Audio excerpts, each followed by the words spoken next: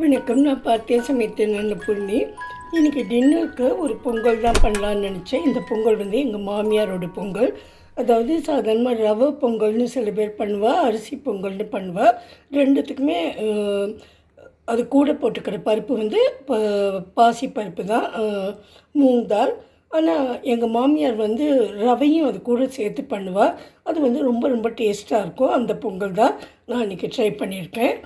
அதாவது இந்த கப்பில் ஒரு கப்பு அரிசி எடுத்துட்டு அதை நல்லா களைஞ்சு குக்கரில் வேக வச்சுட்டு, அதே கப்பு நம்ம எந்த கப்பில் அரிசி எடுத்தோமோ அதே கப்பு அதே அளவு பாசி பருப்பையும் எடுத்துட்டு பயத்தம்பருப்பு அதையும் எடுத்து நல்லா களைஞ்சி இந்த பாத்திரத்தில் போட்டு ரெண்டுத்தையும் நல்லா 3 விசில் வர வரைக்கும் நம்ம வச்சிடலாம். முதல்ல தனித்தனியாக தான் எங்கள் மாமியார் வைப்பேன், நான் அதே மாதிரி பண்ணுறேன்.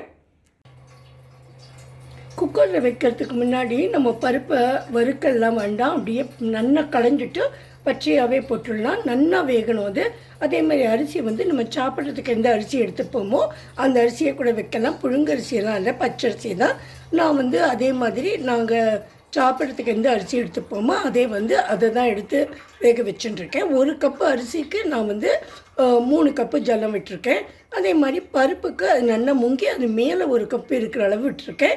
ஏன்னா எல்லாமே நல்லா குழைய வேகணும். இப்போ அதுக்கு வந்து புகை வந்ததுக்கப்புறமா, இந்த ஆவி வந்ததுக்கப்புறம் 3 விசில் வச்சு எடுத்துடுறேன்.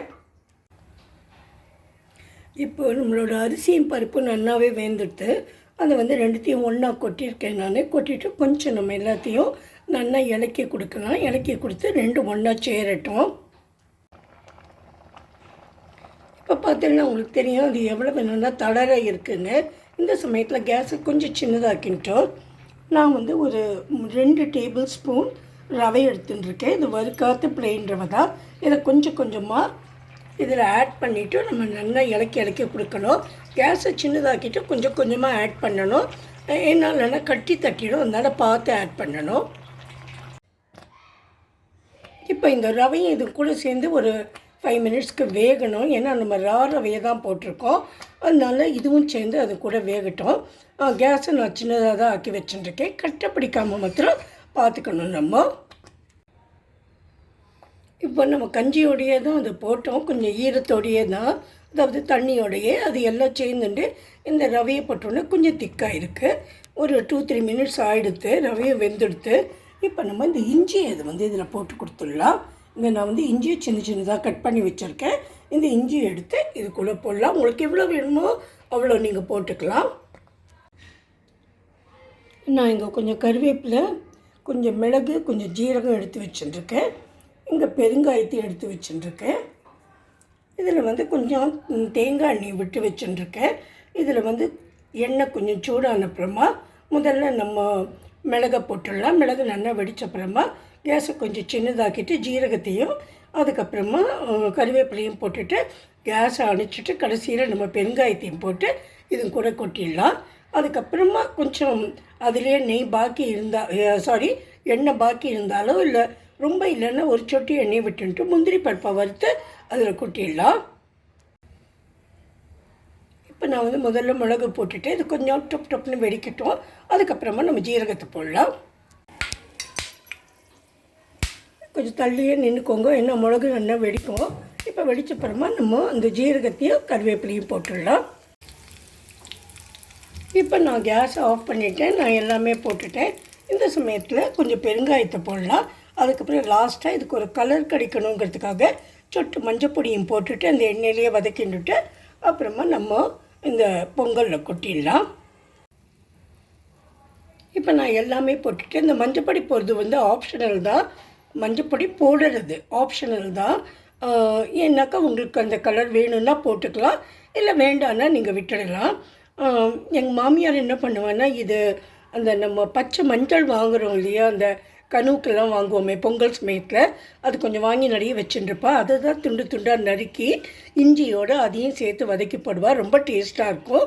இப்போ நம்ம இதை எடுத்து நம்ம பொங்கலில் கொட்டிடலாம். இப்போ நான் முந்திரி பருப்பை வறுக்கிறதுக்காக போட்டிருக்கேன். இதுலேயே நான் தேங்காய் எண்ணெயை தான் விட்டுட்டேன். நம்ம இப்போ வந்து உப்பு எடுத்து அந்த பொங்கலுக்கு போட்டுடலாம்.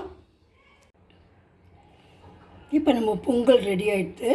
இதை எல்லாத்தையும் தாளித்து கொட்டிட்டு கடைசியாக 2 ஸ்பூன் நெய்யையும் நான் விட்டேன். இதுக்கு அப்புறம் இதுக்கு தொட்டுக்கிறதுக்கு வந்து நான் நல்ல க்ரீமியாக இருக்க தேங்காய் சட்னி தான் பண்ணியிருக்கேன். அதுக்கு என்னெல்லாம் போட்டேன்னா தேங்காய், பச்சை மிளகாய், உப்பு, கொஞ்சமாக புளி, அப்புறம் நிறைய உடைச்ச கடலை, அப்புறம் கையில் வந்து ஒரு கொத்து கொத்தமல்லி இதெல்லாம் போட்டு நல்லா அரைச்சி அதுக்கு தாளித்து கொட்டிட்டேன். இதுக்கு வந்து புளிக்காய்ச்சலும் ரொம்ப நல்லாயிருக்கும், கொச்சும் ரொம்ப நல்லாயிருக்கும், இஞ்சி புளி பண்ணினாலும் ரொம்ப நல்லாயிருக்கும். ஆனால் அதெல்லாம் பண்ணுறதுக்கு கொஞ்சம் நிறைய வேலை இருக்கும். நான் சொன்னேன் இல்லையா, உடம்பு இப்போ தான் கொஞ்சம் தேறின்னு வருது, ரொம்ப சிரமப்படுத்திக்க வேண்டாங்கிறதுனால நான் சிம்பிளாக அது மாதிரி பண்ணிவிட்டேன். ஆனால் அதில் நிறைய பச்சை மிளகாய் போட்டு பண்ணினா இது கூட ரொம்ப நல்லாயிருக்கும். கொஞ்சம் திக்காகவே பண்ணணும் இதுக்கு தொட்டுக்கிறதுக்கு. தண்ணி சட்னியாக பண்ணாமல் அதுதான் ரொம்ப டேஸ்ட்டாக இருக்கும். அப்புறம் கொஞ்சம் காரம் கூடுதலாக இருக்கணும். 2 பச்சை மிளகாய் கூட வச்சுப்போம். உங்களுக்கு எப்படி இஷ்டமோ அப்படி பண்ணிக்கலாம். இது மாதிரி தான் எங்கள் மாமியார் பண்ணுவாள். கொஞ்சம் நிறையவே நெய் விடணும் அப்படின்னா நீங்கள் விட்டுக்கலாம். ஆனால் எங்கள் மாமியார் எல்லாமே தேங்காய் எண்ணெயில் பண்ணிவிட்டு கடைசியாக தான் நெய் விடுவாள்.